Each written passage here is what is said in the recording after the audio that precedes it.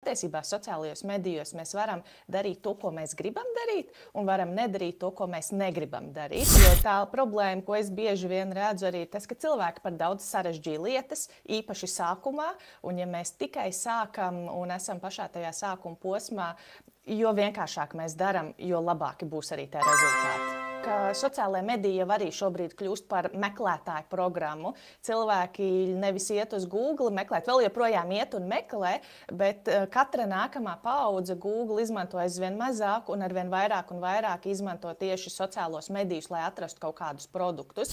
Vispirms, kā jau vispirms tam pašā sākumā minēju, ir jāsaprot, kas ir tā auditorija, ar ko mēs strādājam. Bez tās pilnīgi nekur. Mums tiešām ir jāzina, kas tas par cilvēku un nevis sieviete, vīrietis, vecums, dzīvo Rīgā, Ventspilī vai kaut kur citur, bet maksimāli viss mums ir jāuzzina par šo cilvēku. Jā, principā mēs sākam ar to, ka vispār saprotam, kas ir ekrāna otrā pusē, un arī saprotam, ka ekrāna otrā pusē ir cilvēks, nevis robots, nevis kaut kāds mistisks uzņēmums.